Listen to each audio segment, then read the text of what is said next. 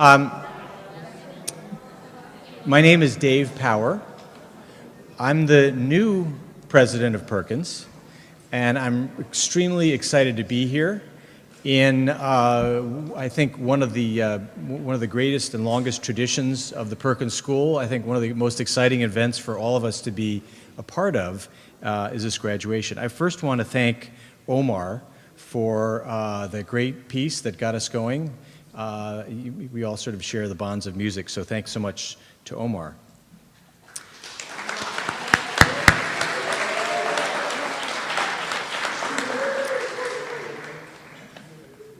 This program has been in existence for over 70 years. That's the kind of tradition we're talking about. And also in the audience, a prior director, Jafar Bakus, is with us. So I also want to acknowledge, where are you, Jafar? Yeah, okay, great. Thank you so much. Yeah.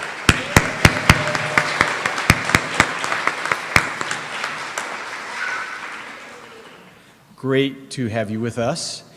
And to keep the musical theme, I'd now like to introduce our chamber singers, please.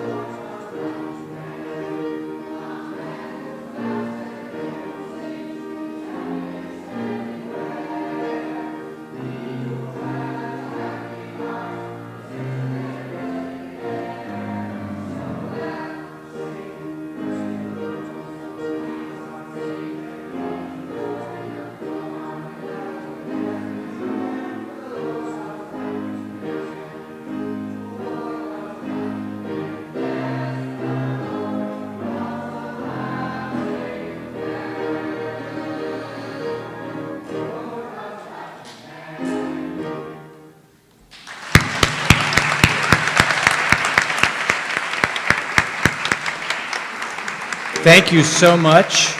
There is no doubt that the Lord loves a laughing man. So what a great piece. I'd now like to introduce for comments to the class of 2014, Dr. Aubrey Webson, Director of Perkins International. Thank you. Thank you.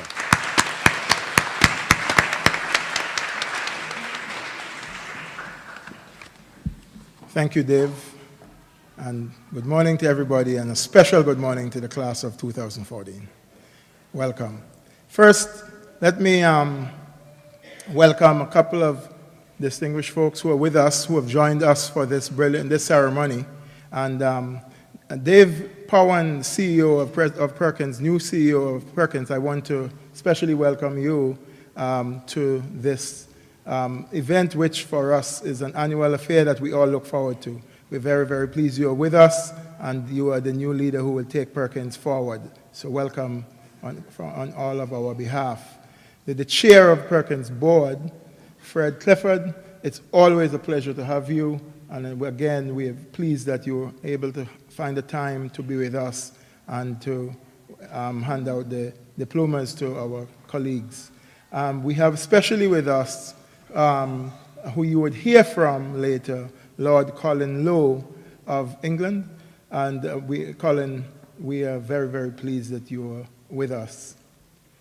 And many other distinguished guests in the audience. Dave mentioned Jafar Bacchus. Jafar, it's again a pleasure that you are able to be with us. And I know that Rosanna, one of our colleagues from one of the early persons of the ELP, is also with us, and I'm sure there are others. Welcome all. Welcome to this ceremony. Once again, it's the end of another year for the class of 2014. When they came in September, I remember meeting them very early, in the very first week. And some of them I knew well before. And speaking to them, they said, oh, it's so long, I don't know if I could be here for a year. Some of them said, well, maybe I'll try it till Christmas, or maybe I'll try it for 6 months. But they're all here, or most of them made it through. Some of them said to me last week, I can't believe it's the end. I can't believe that it's the end of May and it's June already and I have to leave. Some of them even said, I don't want to leave. But that's what we hear all the time. But we at Perkins never say goodbye. We at Perkins believe very much that it's more like, see you later. We will see you. We will be with you. We are together with you from this event in your professional development. For us, this is a part of the Perkins family, and this is a part of the professional development of all of you. We at Perkins believe that together we can change so much. We believe that in your countries, we stay close because alone you could do little, but together we can do so much. We believe that coming back from this experience, there are endless possibilities. And that you and what you take back from here, building on your already tremendous experience that you have, will make the difference. I want, though, before I mention each of you by name, quickly to broadly thank some people who have helped Perkins International and the leadership program, education leader program, to make this a success. Again, as I said, we believe that this is a collaboration between you, the class of 2014, Perkins International, and all of Perkins School for the Blind. We started this year in an unusual way. We started this year with our fearless leader, Marianne, being a little fearless because she broke her leg. So we had to rely on a different type of leadership at the initial part of the program. But what that did was throw up for us a leadership in many ways. It threw up for us the person who knows this program best. And I know she hates me to say it, but Dina Farrelly stood out, and I want you to applaud Dina for her tremendous work and leadership.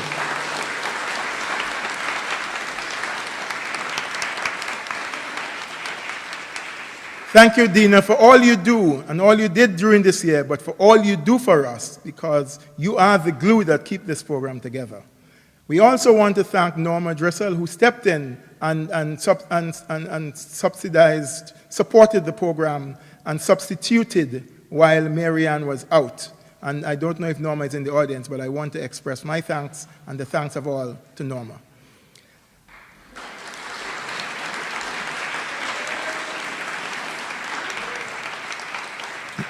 While Marianne was out, she was not really out, because she spoke to me all the time. She helped, guiding what she could within the pains of a broken leg, and within the challenges of being away and being not working for several weeks.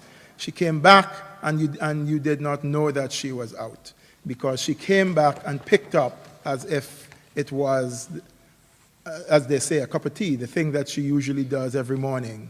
And I want to thank you, Marianne, for your work, your dedication, and for the continued interest and the continued dedication you put in working in this program. Thank you so much.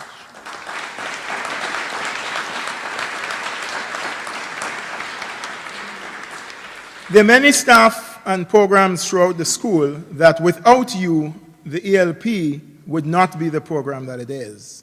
And we want to mention, while we are not going to mention every name, because I have learned that if you mention names, you're bound to forget somebody, we're going to mention the departments and hope that we got it covered, but surely want to say thanks, firstly to Dorinda as the head of the school and her leadership in encouraging me and certainly working with her team to get her staff to continue to cooperate. She often tells me how important this program is, not just for the international students and participants, but even for the persons in the teachers and leaders within the school who benefit and learn from this, from our colleagues. So this is not just a one-way street, but we too here at Boston learn from you, my friends. And Dorinda, we want to thank you for leading us and helping to make this continue.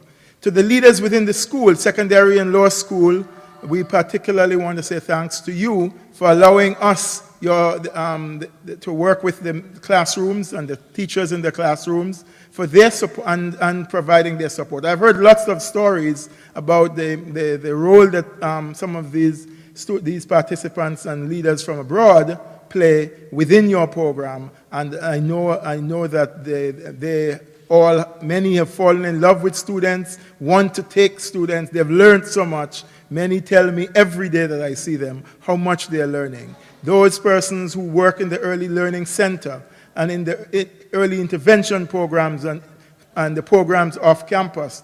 This year we had more work off campus, more of the ELPs going off campus and visiting programs in the school systems with our teachers. And we know that took a lot of planning, a lot of effort, and we want to thank you for giving us that time. We want to thank you for taking your time to take the students. Some of you took students home. Some of you, I know, went beyond the call to assist the students, and we want to thank you so very much. The teachers from the deafblind unit. The deafblind unit is like part of the mainstay to the program, and many of the teachers, and I want Barbara to know how much we value Martha Majors and the teachers in that department and their dedication and continued support. They too feel like, I know they feel like this ELP is part of the program that they do. I hear it, and the ELPs tell me they feel that way. And I want to say again to all of you, thank you. We could not do this without the students and without the leaders in the cottages, because the experience in the cottages is a significant part of the progress of this program. So we want to thank the leaders in the cottages for supporting this program and for giving the ELPs the experience. Again, I want to say to all of you, all of the school, and I bring in this now, Perkins International staff, who have helped to identify students, who are the backstop in supporting the program. To all of you, thank you. Without you, the ELP would not be the program it is. Thank you for your support and whatever contribution you made. We appreciate and we thank you. I want to spend the next few minutes speaking about the students, for it's their day, speaking about the ELPs, our colleagues from abroad. This year we had 14 ELPs, 3 of which went home early. Sister Sweater left us early. She went back to India, and she isn't here, but I know a representative of Sister is here. So I'm going to ask her niece, who is at Northeastern, who's represented, to stand and take a bow, so to speak.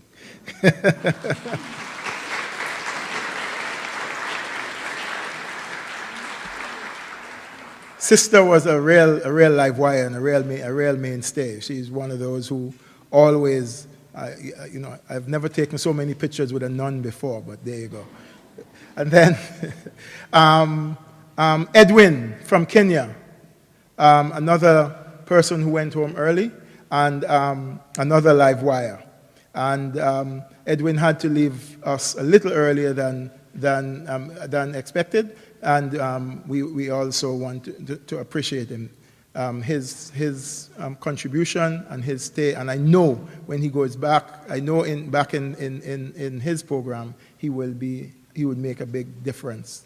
And I will come to the other person, but here with us is Rebecca. Rebecca came to us from Kenya, as Edwin did. Rebecca is a lecturer at KISE, the Kenya Institute of Special Education. She has had lots of training and experience, but she came here to build on the knowledge she had in order to increase her and expand her repertoire. She tells us that her programs that in Kenya will benefit enormously. I know Rebecca, at times, Rebecca said she was shy. The last program I sat with the ELPs, she was anything but shy. She was presenting a project and she was speaking of the things that they need to do, and it sounded to me like she felt they needed everything now. And she meant that when she gets back to Kenya, she is going to bring about that change. And Rebecca Kise will be a different place. And our colleagues from Perkins who goes to Kenya will work with Rebecca and will find her, and I know will find her contribution significant as she builds the program back in Kenya. Eric came to us from South Africa and from the Free State in South Africa. Eric is, it's a long time since we had a person who was visually impaired in the program, and Eric came. Eric made sure that the ELP offered everything that he could grab. He did his Braille exams and became an expert now. He's going back not only with his ELP diploma, but in a diploma as a technical expert on Braille. Congratulations, Eric, and we wish you well.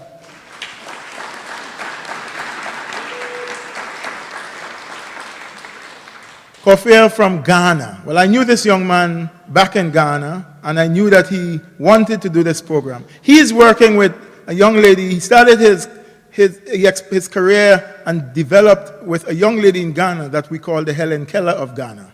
And I know that when he came here, he wanted to know more so that he could take back more and not just work with Sylvia, but expand the work he's doing. I have already heard from our coordinator in Ghana that they are making him one of the leaders in the program now. So when he returns, he will have a stronger role to play, not just with a student, but across the board in terms of the development of deafblind services in Ghana. Eric Kofi will lend new experience to the experiment. They call it the experimental school for the deaf, and I'm sure will expand the numbers of children in Ghana who are deafblind who will be getting services. Kofi, congratulations.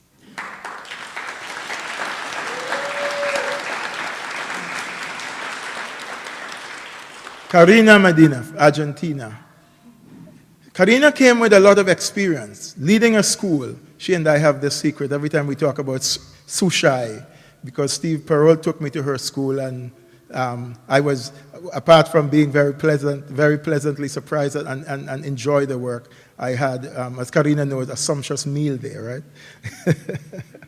But Karina is a really wonderful person and somebody who wasn't sure if she wanted to stay 9 months. She came several times saying, I think I'll stay 6 months. I'm not sure. Then as she got into the program and she began to see the experiences, she decided, no, the 9 months. Last week she said to me, this is one of the most beneficial experiences of my life. And the work here, I can't wait to take it back to Sushai and take it back to Argentina. Karina will change the lives of many children. That is her responsibility as principal of her school. Karina, congratulations. We look forward to working.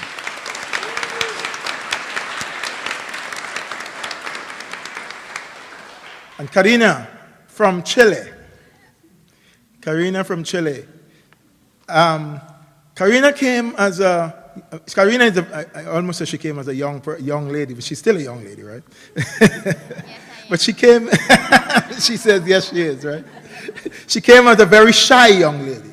She isn't so shy now. She is built on her work, tremendously now gaining experience, and is one of those persons who is not at all shy, who is always going to be, who I think in the future is going to be a real leader in her school. She is going to be a person who is going to bring new things to this program in Chile and to strengthen the program in which she's working. She, of course, fell in love with my companion Nova over there, and whenever we go together, she said, "I'll take care of Nova." She's been asking me that Nova should stay with her. I won't allow that. Karina, Karina, we welcome you. We are very pleased that with your progress, and again, congratulations.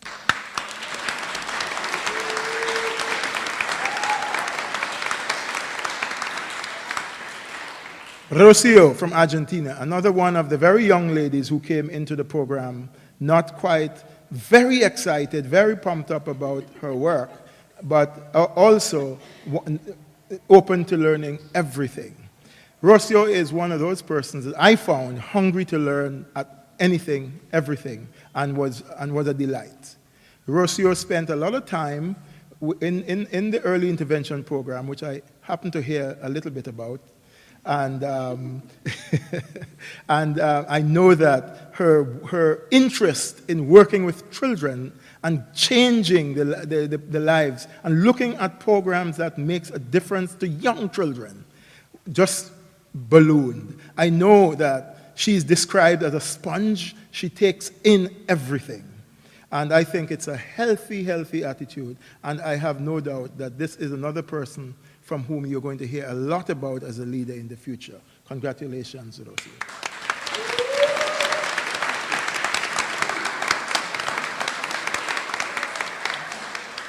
What can I say about Stephanie? Stephanie you won't miss her. She's very excited. She's wonderful. She said to me just now when they're taking pictures, "I'm going to stand in front of Aubrey because I'm going to block him. I'm tall." For those who don't know, I am 6 foot, Stephanie is 5'1". And Stephanie is a wonderful person, and she is already taking a leadership role. She's working with some of my own staff already, looking at work in China and in her own native country. Stephanie I am going to take back to Taiwan the experience from here, and again, I feel sure that she's one of those persons who's going to bring about change. Stephanie goes back to Taiwan with I want to say renewed enthusiasm, but I better say continued enthusiasm in her work. Stephanie, congratulations. This is a great thing.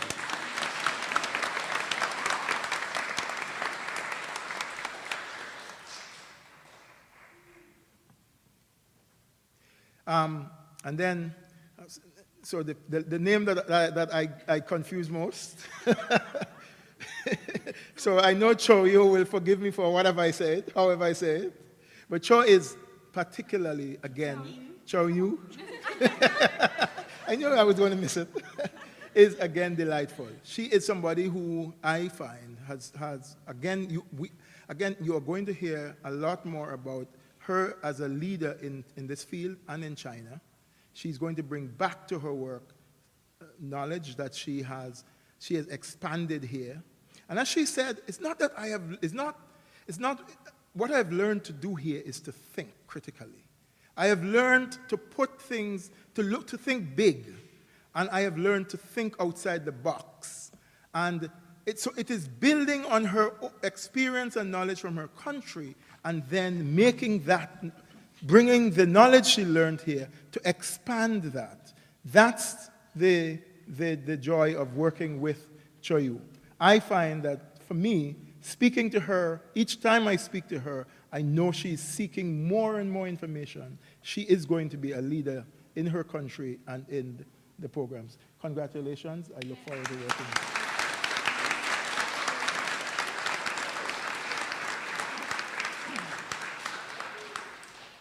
And we move across to Europe. And again, some name. I'm not going to say your last name. Meline, I'm starting with, and I'm not going to say your last name, right? Meline from is another one of the students who I have seen growth in. When she came, I saw and I spoke to her, and I listened to her speak. And over the 9 months that she's been here, you could see growth. You could see somebody who is completely changed and who has grasped the knowledge. I was in the last program. I was in a class with them this week, and Rebecca was presenting, and she said to Rebecca, "Don't say maybe. Talk about." With my little English, I am saying not maybe. You must say you will.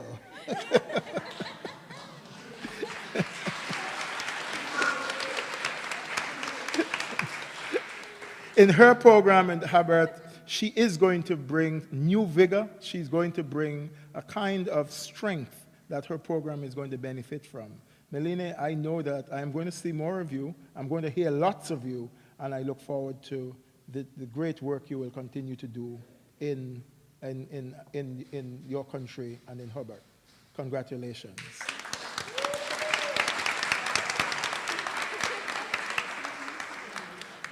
Well, if I didn't say Meline's last name, I'd definitely not say Setanique.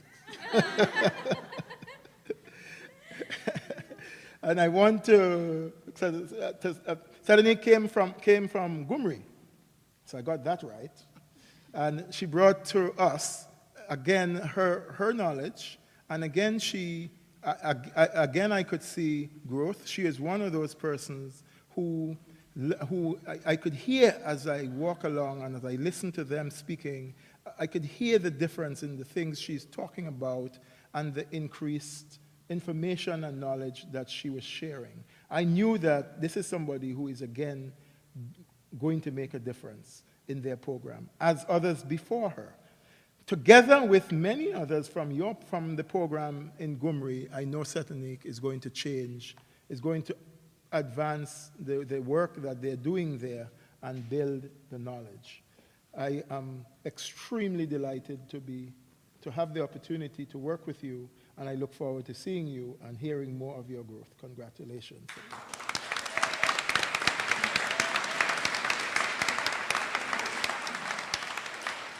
What can I say about Asma? I'm sure.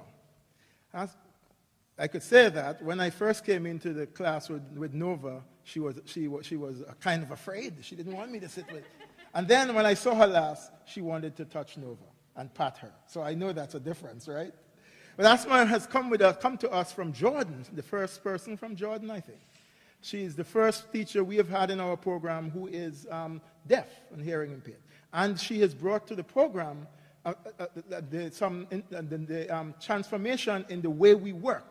Because we had to learn, the teachers, the students in the program also had to learn, and because of asthma, many people in the program have learned to communicate in sign language better, and have learned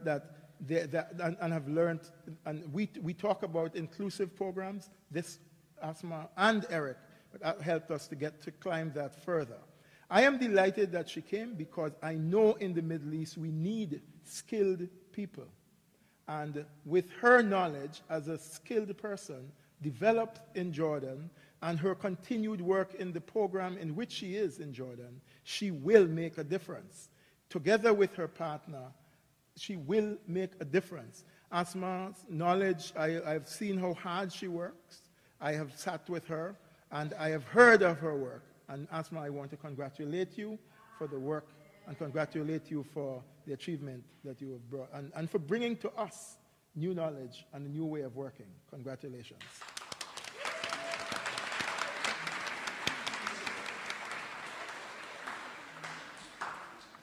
I also must say must mention Tamara, who has been the person communicating with asthma and for asthma throughout the program.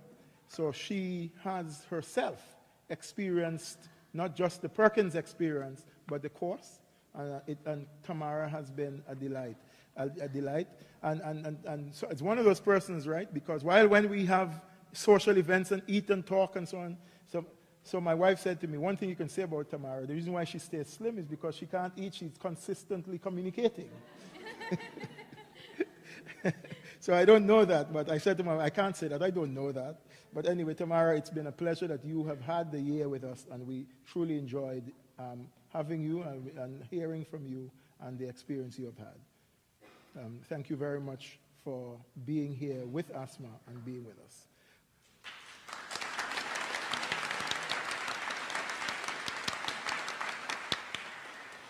Finally, I would just mention Suha from Saudi Arabia, who came and graduated in the first group and also returned home. And I also want you to know that we are also in touch with her. I will close by wishing all of these graduates, all of them, to say firstly, thank you for giving up your family for a year, giving up your stepping away from the professional duties you so love, teaching. Thank you for spending and sharing your experience with us at Perkins. And again, thank you for teaching us, because we too learned from you. Congratulations to you all. It's been a great joy.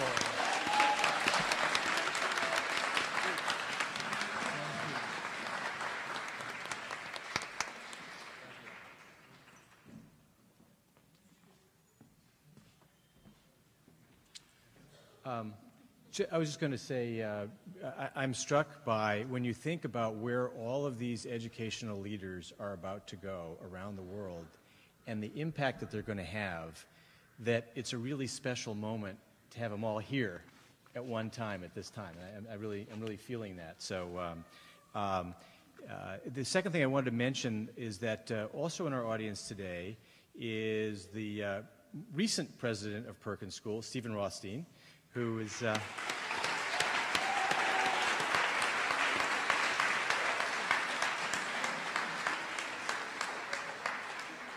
who has been doing what I'm doing now for the last 10 years or so, but we've just learned he's about to become the CEO of Citizen Schools in Boston, and so he'll be a neighbor, and we wish him great success. Are you going to be introducing? I'm going to introduce him. Okay, good. Thank you.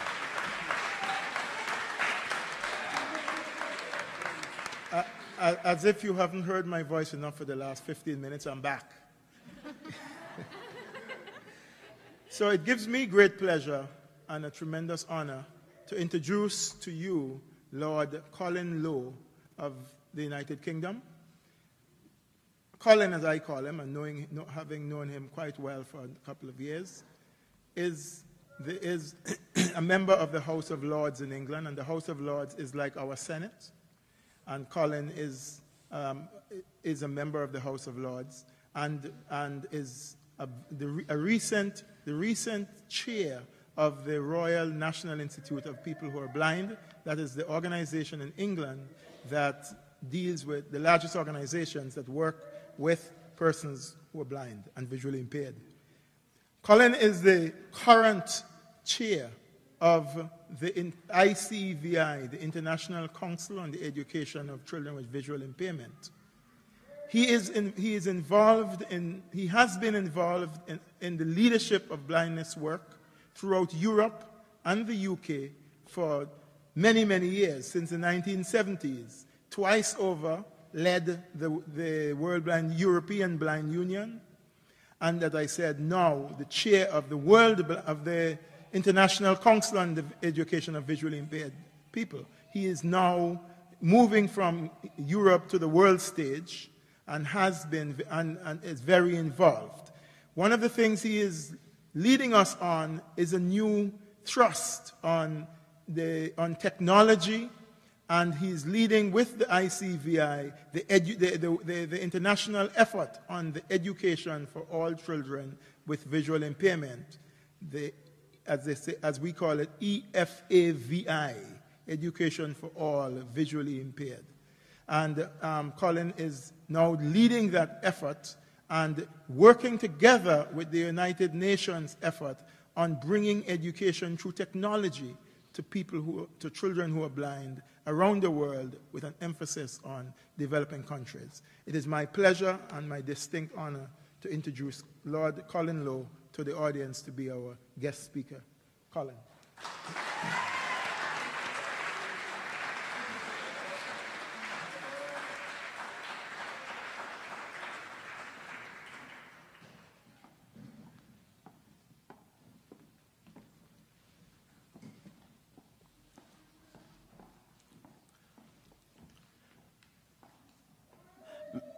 Mr. President and CEO, Aubrey, Marianne, graduates, ladies and gentlemen,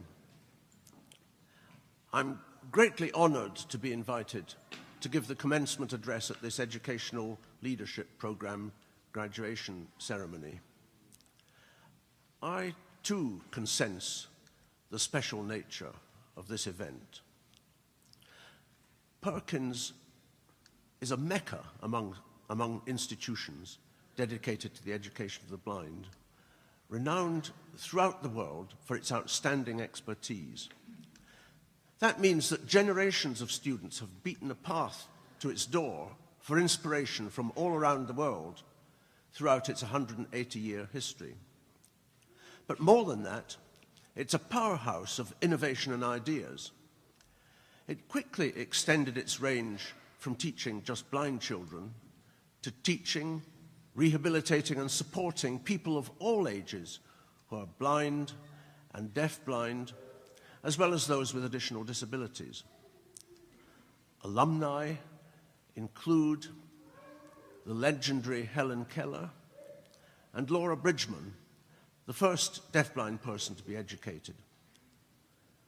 The Perkins Brailler is the brailler of choice throughout the world, and hundreds of thousands have been distributed worldwide.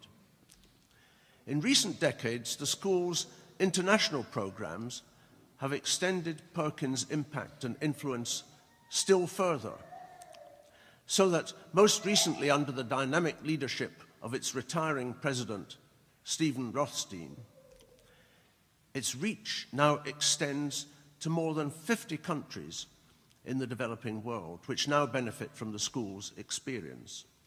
And I'm sure it will be no different under the leadership of the new president and CEO, Dave Power, whom we're welcoming this morning. You who are graduating today, having had the rare privilege of drinking at the Perkins well for nearly a year, are an elite core among educators of the blind who will have a key leadership role to play when you return home in spreading still further the understanding of blindness and the tools for teaching and learning you have acquired while here. You thus take your place as members of the advance guard of Perkins alumni. This gives you a rare opportunity and also bestows on you a special trust. I was originally going to talk about inclusive education and the UN Convention on the Rights of Persons with Disabilities. But when I learned about the necessity to keep strictly to time, I thought I'd better stick to just one of them. So I opted for inclusion. In the campaigns for integration, as inclusion was known when we started back in the 1970s, we in the National Federation of the Blind of the United Kingdom and the Association of Blind and Partially Sighted Teachers and Students, which I helped to found, you'll have gathered from Aubrey's introduction of me as president of ICEVI that I tend to specialize in organizations with long names. We in the NFB UK and ABAPSTAS maintained that special schools can have a segregating effect and help to foster the perception that disabled children are different. Conversely, mainstream schools can help to normalize disability. Separate socialization restricts the full development of disabled and non-disabled people alike, and the education system can do much to remove the barriers of ignorance, prejudice, intolerance, and misunderstanding that ultimately lead to discrimination and a refusal to accept disabled people as fully members of the community. In other words, we were making the basic argument that differentiating or treating people differently can blight a person's life, and that inclusion can do much to help to normalize disability. The claims of inclusion should therefore be preferred unless outweighed by the need to mobilize specifically targeted help from a specialized regime in a particular case.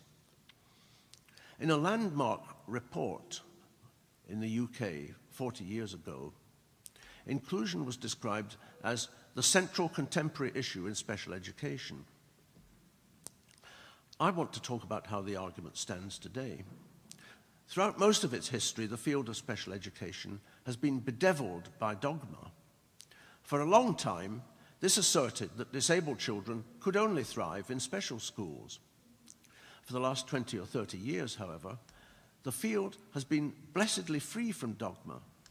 A settlement has been arrived at based upon a mixed economy of provision, which acknowledges a decisive shift towards inclusion with progressive re-engineering of the system to support inclusion as the norm, but with a place reserved for specialist provision for those whose needs cannot be met in the mainstream either now or into the future. This is a generalization. It started sooner and proceeded faster in some places, such as the USA, Scandinavia, and some parts of Southern Europe, in some places than others, such as Northern Europe, but the general picture is clear. However, this enlightened consensus is now being challenged by those who believe in what one might call total inclusion, with all disabled children being educated in mainstream schools and all special schools being closed. In a situation where nearly all blind children went to special schools, we wanted to see the development of a mainstream option which we thought in time most would be able to follow. Our campaign was very contentious, and it was constantly argued against us that there should be a choice. But as we saw it, the choice argument pointed entirely in the direction of opening up the mainstream option, which at that time was almost non-existent. That was back in the 1970s, and from that perspective, during the 1980s, I had a significant hand in the UK in moving policy towards a more inclusivist stance. My position essentially hasn't changed, but the emphasis has perhaps changed as the facts on the ground have changed and the ideological climate has shifted round about me. Now, the boot is on the other foot. The argument for inclusion has been won. It has won the day. In the UK, the law has been changed and reinforced to make inclusion the placement of choice. A critical mass of local authorities have now altered their arrangements so as to make inclusion the norm. In these circumstances, the argument from choice would now seem to point in the direction of retaining a special school option. Some educationalists are now calling for a re-evaluation of the policy of inclusion before the pendulum swings too far. On the other hand, the supporters of inclusion are up in arms that this will halt the steady progress towards the full inclusion of all disabled children in mainstream schools. They complain that those calling for a rethink are seeking to put the clock back. But is it not the supporters of inclusion who are forcing the issue by insisting that everyone should go to mainstream schools and pressing for the abolition of all special schools and all choice with them? Is this not more prescriptive than saying that parents should have the right to choose a special school if they want to because they feel it can better meet the needs of their disabled child? How valid are such arguments? The supporters of inclusion do have a number of points in their favor. As I've said, special schools can have a segregating effect and help to foster the perception that disabled children are different. Conversely, mainstream schools can help to normalize disability. For these reasons, the supporters of inclusion maintain that special schools are wrong in principle and that arguments about efficacy are beside the point. This would be all very well if ordinary schools could in fact meet everyone's needs, but it's plain for all to see that they can't, or at any rate, not yet. I was for 12 years a member of the UK's Special Educational Needs and Disability Tribunal, which hears appeals from parents unhappy about the educational provision being made for their disabled child. Twice as many of those appealing against the school placement allocated to their child were asking for a special rather than a mainstream school. Don't get me wrong, I'm in favor of inclusion being the placement of choice for the majority of disabled children, and of our mainstream education system being progressively geared up to meet their needs, for just the reasons the advocates of inclusion give. But we haven't got there yet, and for as long as we haven't, it'll still be necessary to keep in place a specialist option for those whose needs a still very patchy system of inclusive education cannot yet meet. And there's another group for whom it will be necessary to keep a system of special schools in place for as far ahead as one can see. Those with profound and multiple learning difficulties who pretty well require one-to-one attention round the clock from highly skilled and specialized staff with personal qualities which are often out of the ordinary. Some of the arguments put forward by the advocates of total inclusion are also somewhat suspect. They say that disabled people will tell you that they felt oppressed by their special school. Well, in my experience, some will and some won't. They say there's no disability you can't find being successfully included somewhere in the mainstream system. That may be so, but the existence of isolated examples of inclusion is a far cry from the generality of schools being geared up to cater for the full range of disabilities. I've heard one proponent of the inclusionist position argue that if you imagine two schools alongside one another, one called mainstream and the other called special, it's impossible to distinguish between them in terms of what they do and what they can provide. But that's not true. The difference is simple. One is general and the other is special. There's all the difference in the world in terms of numbers in class, staff-pupil ratios, specialist expertise, and the availability of ancillary services. If one points to examples of children failing in the mainstream and having to be rescued by a special school, one is told that their experience of mainstream wasn't an example of true inclusion. But there are two things wrong with this argument. First, the argument that any case of failed inclusion is not a case of true inclusion is logically flawed. The argument that the only kind of inclusion is successful inclusion is true by definition. If the only kind of inclusion is successful inclusion, it becomes impossible to point to any instances where inclusion doesn't work out. And that cannot make sense. And second, it's pie in the sky to imagine that the general education system will correspond to anything resembling the inclusionists' ideal anytime soon, i.e., will be geared up in terms of staff, expertise, and facilities to cater for every kind of disability as an integral part of its own provision. My next question was going to be, what does the UN Convention have to say about inclusion? But my time is up. So if you want to know the answer to that, you'll have to invite me back another day. It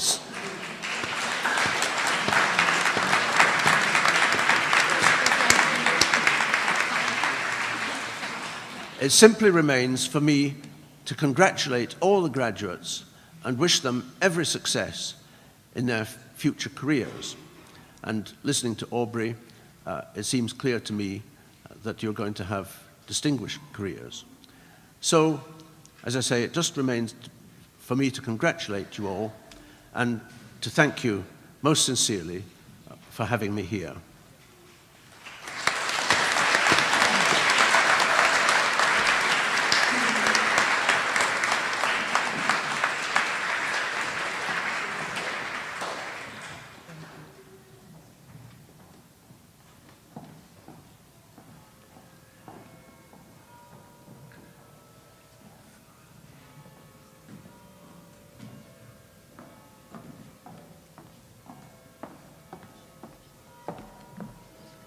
Thank you, Colin, and I'm sure he'll be happy to continue his talk at lunch informally and share his ideas.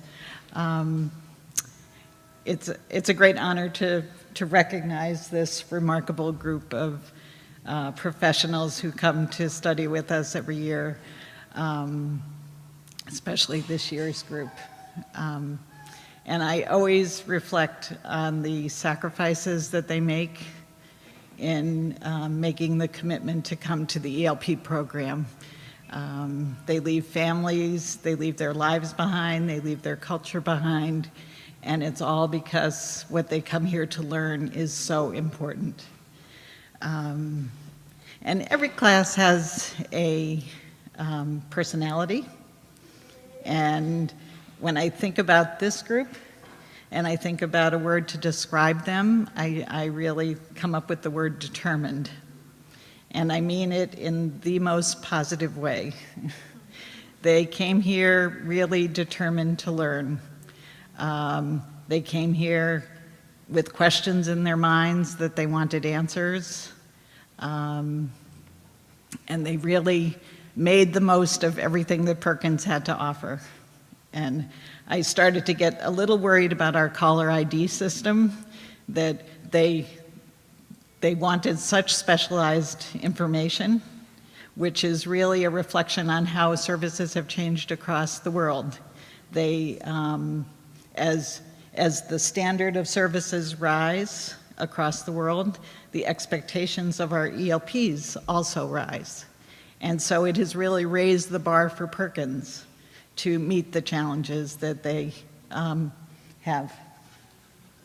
So we have sent them to clinicians, to behavior specialists, to Molly's workshop, to countless programs, more than ever, I think, because they really were so hungry for the information.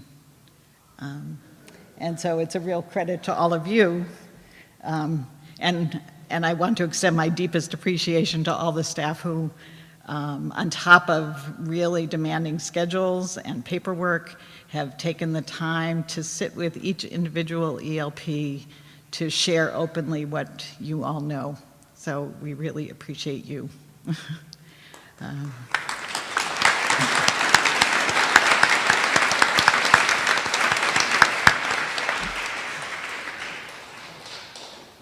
And Aubrey has given his word of thanks, but I have to also give my word of thanks to Dina and Norma, who, while I was sitting with my feet up, were welcoming this group and, letting the program begin without skipping a beat. So I'm truly grateful to both of you for doing that. And, I didn't know what to expect. I was kind of a mystery person to this group for a few months. They knew my name as a signature on their acceptance letter, but they didn't really know me before that, and I didn't really know them, except for on paper. And so it was, when I came back, it was really such a pleasure to meet such a cohesive group. I don't think we've had such a cohesive group who watches out for each other, they care for each other. They work really well together as a team.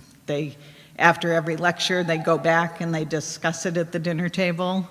They have made the most of the United States on Facebook I saw over April vacation. One day I saw a picture at Niagara Falls, the next day I saw them in Washington, D.C.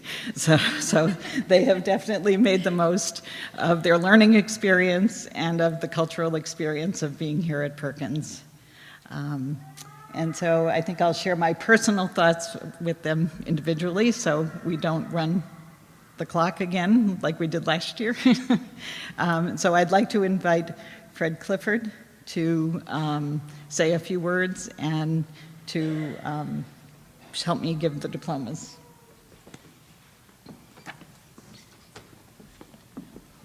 Thank you very much, and I will be brief, but I just wanted to make a couple of observations of this ceremony because we're graduating 14, 12 present here, ELP students after 9 months here at Perkins School. This is a commencement. Commencement means beginning. And as I watch this group and the groups before them, one thing is that they seem to get along with one another really well.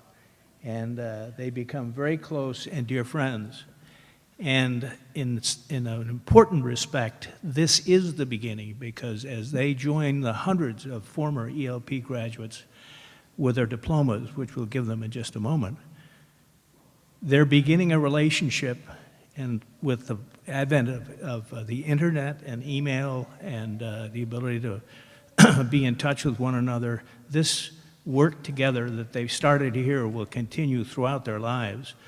Their most important assignment, in my opinion, is to go back to their countries and teach the teachers in that country and multiply the effect of their experience here. Last year, I had the pleasure of going to Mumbai, India with a group of trustees and led by Stephen and staff, and to watch the work of some of our ELP graduates who have leadership positions there. And it was truly, truly impressive. It just was quite an experience. And so you all, as soon as I stop talking, will receive your diplomas and be on your mission to take the work and the things that you've learned here and impart that onto your associates in your various countries. And we are delighted to now give you your diplomas. And congratulations and best wishes.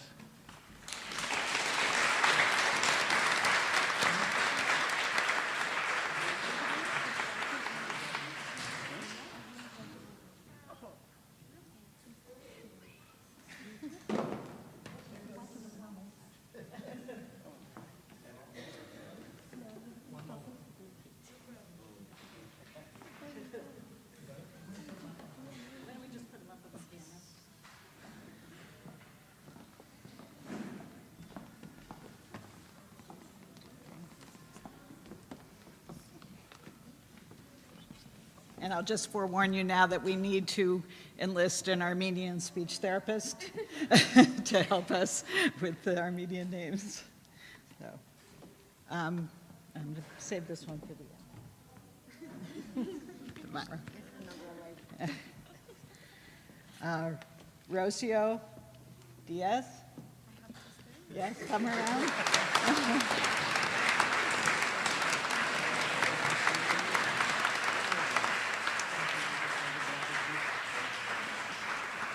Mr. Eric Gama.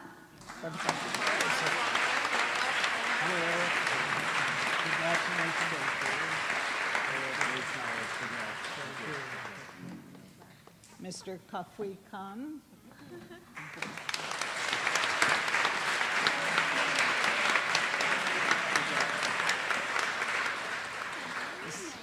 Asma Mazeda.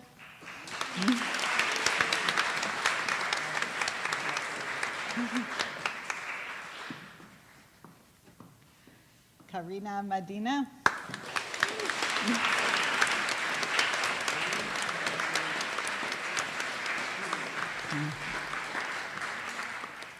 Karina Osario.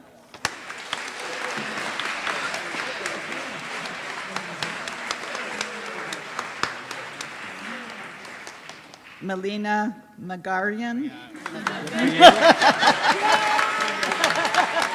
That's for effort, right? For trying hard.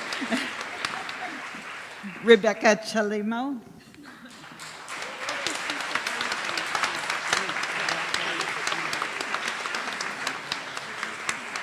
Stephanie Yang.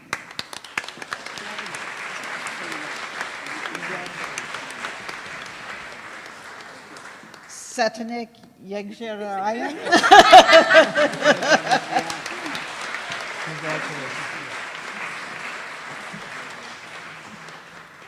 Zhao Yu.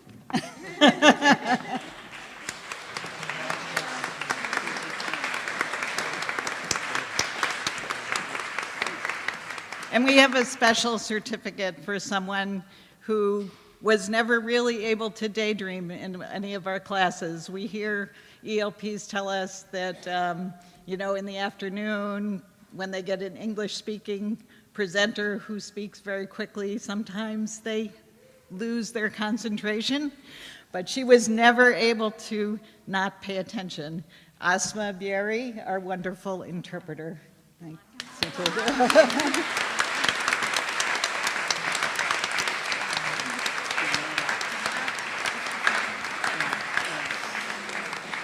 And usually during graduation speeches, presenters quote philosophers, but I'm going to quote Mr. Rogers, who is a famous American educator and a children's television star. And what he said was, anyone who has gone on to do good work in this world has done so because somebody believed in them. And I have to tell this group, we all believe in you. You're wonderful.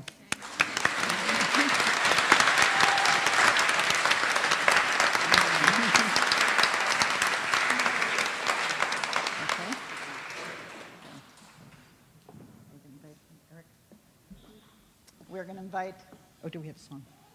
Okay. We'll invite our chamber singers. Yeah, the chorus, sorry.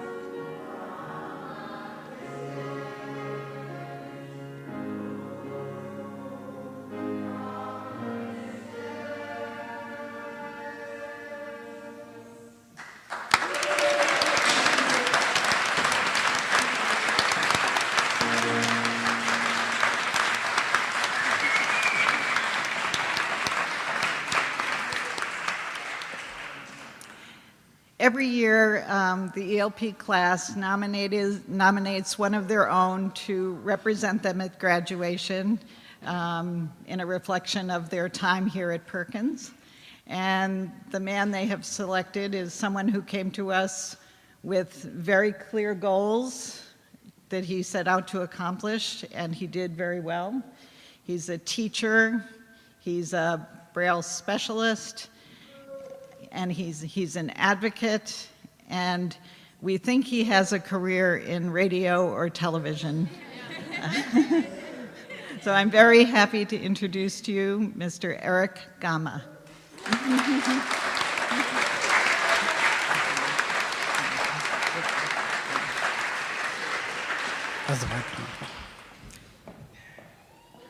Good afternoon, everybody. It is a great honor for me to come and represent this honorable group from different countries. Ladies and gentlemen, you see, when we started last year, from the 7th of September, in different days from different countries, it was a huge task for most of the family members to leave them in different countries and airports. You can imagine when you leave your family behind, how will the kids feel, how will your wife feel, how will your brothers feel, how will your mother feel, going to another country that you don't know at all, and that would be the first time you go into that country. But the only thing that I've realized amongst this group is that there was a huge dedication, a thirst of having some rich mind and enthusiasm to reach their goals. They were like soldiers that just went for war in a way that they will feel that we want to protect our country and we want to bring treasures to our different countries. At the current moment now, they are now on the big bridge with almost 14 corners. So when they are in the middle of this bridge, they have questions. Then the different questions is, where I am going? Am I going home? The other question is, where will I start my program? The other question is, how will people look at me when I go back home? What about the friends that I've created here in the US? What about my beloved students? For me, to you, all of you as ELPs, my answer and simple answer for all of those questions is, go home and start your program. Start it slowly, smaller, but surely. Don't panic. Be strong. Face the reality and be firm. It is very difficult sometimes to face the realities of different policies in different countries, and you find yourself sometimes you are in a low position, but now you are like a soldier. You can stand up and show these people in a polite manner that this is a way, as we talk about the right to learn, as we talk about the dreams of different people, we have to consider the dreams of students with visual impairment, students with multi-disabled, and students with deaf blindness too. Because most of the countries, they have good policies with regard to this. But the biggest challenge is the implementation of the whole idea. So as ELPs, we must start take this baton up and say, let's stand up and make sure we make life easy and better for this vulnerable group of people. If we can't stand up for them, and if we can't make sure that life is getting better for them, the stigma will rise up, and the world will never realize the better and the right to life of these people, even the right to education of these people. And remember one big thing again. You came here at Perkins being representative of your different countries. You go back now, be the ambassadors of Perkins, more special Perkins International. Whatever you do, people will always say, he's been trained or she's been trained in Perkins. Make sure you are doing the good thing as an ambassador of this well-branded name. Remember, it's a milestone of 185 years up to so far. So make sure when you go back, ELPs, hold this act at the higher level. I wish you all of the best, and then I understand very well that it's not going to be easy for us, more especially when we leave tomorrow, to say bye. But again, we have to know there is that time that we have to be together, and there is a time that we have to say goodbye. Goodbye in a polite and a good manner, knowing that someday we'll meet somewhere, making more changes of innocence, more changes of people who can do anything for themselves. Ladies and gentlemen, I understand the world view people with disabilities in a different way.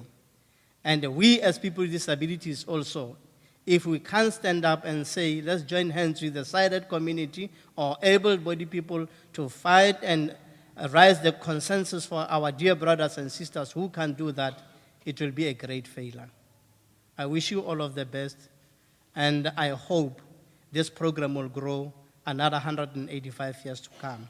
And I wish the ELPs that will come after us, they will make the same mark that we left behind. And I believe the friendship that we have now, it will continue, and then it will ever continue until the end. I wish you all of the best. Thank you.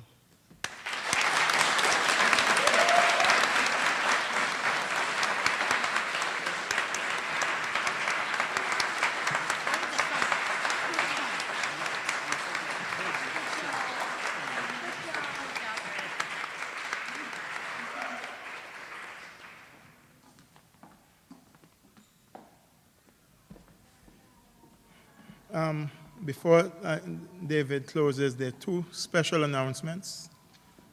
Oh, it's me again, I'm back.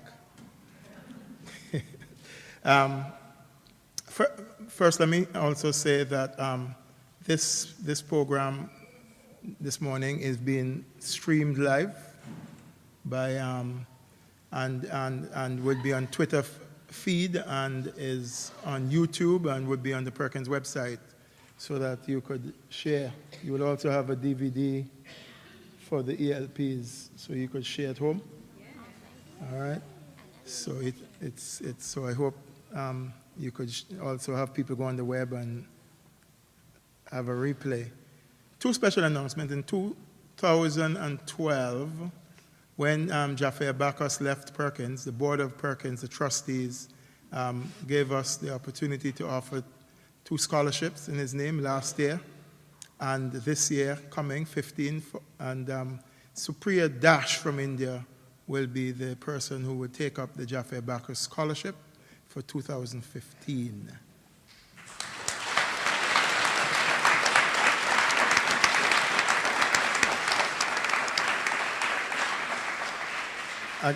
Again, thank you, Jaffe, for your significant contribution to the work of the ELP at Perkins. Earlier this week, we learned that the Perkins application to have Mike Collins, the former head of this program, the icon in our field, to have him placed in the Hall of Fame at APH alongside other greats in the field like Helen Keller and Mr. Howe from Perkins and others. And we learned early this week, you will have seen yesterday an announcement across the school, but just to share to the world that how proud the school is that Mike's honor will be in perpetuity, as he will be recognized and honored in the Hall of Fame of people in our field at APH on October 17th.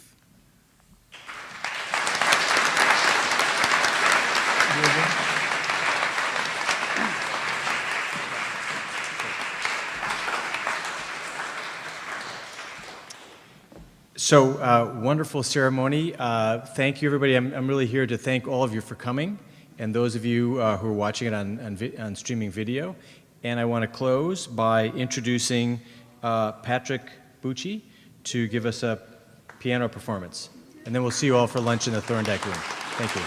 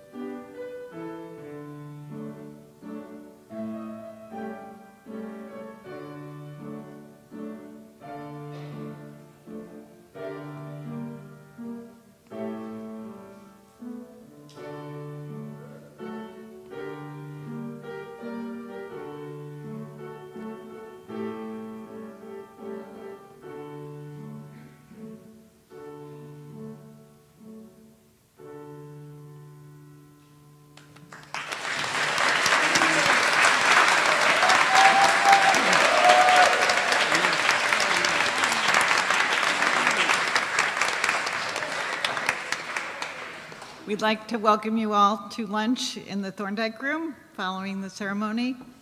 And congratulations to the class of 2014.